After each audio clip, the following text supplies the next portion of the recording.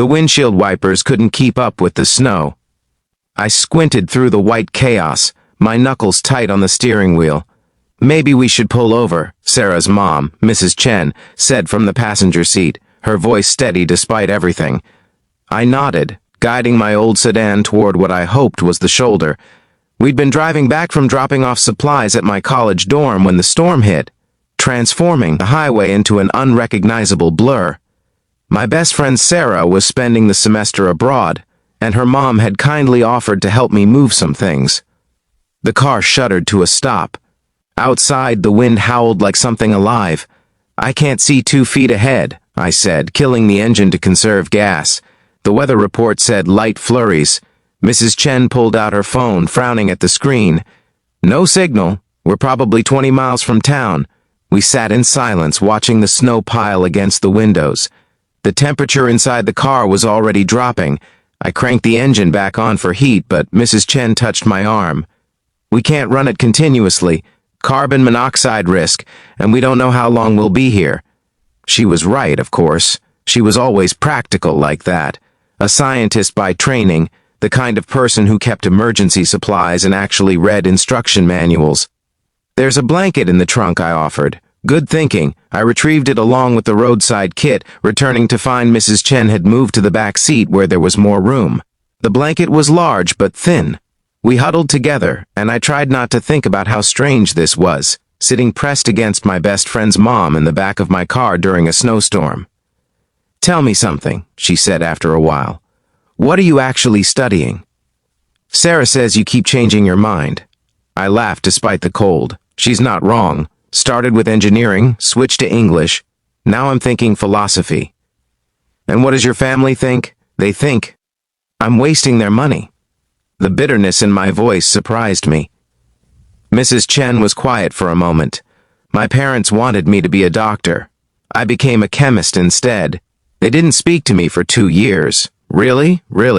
But I was happy. Eventually they saw that. Sometimes the path that makes sense to you doesn't make sense to anyone else. That doesn't mean you're wrong." The wind battered the car. We ran the engine in 10-minute intervals, letting the heat build before shutting it off again. Mrs. Chen told me about her research, about Sarah's childhood, about the year she spent in Beijing.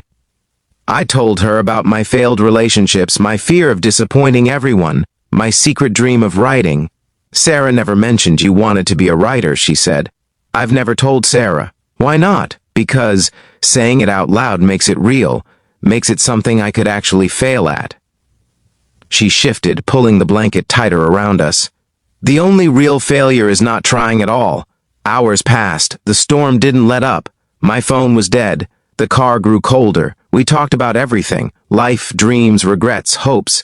In the intimate darkness, with snow cocooning us from the world, Mrs. Chen stopped being my best friend's intimidating mother and became simply herself. Funny, thoughtful, unexpectedly vulnerable.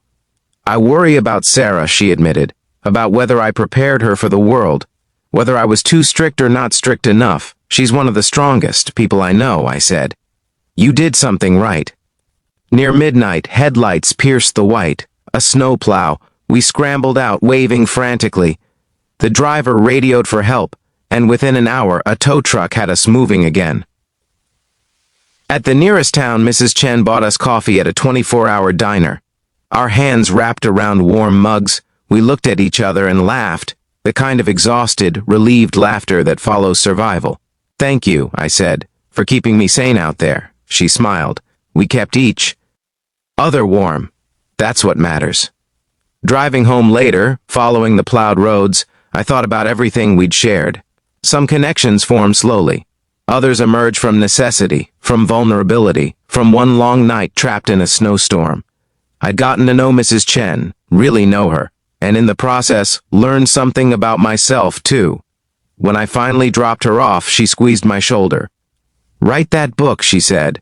"I'd like to read it someday." I promised I would.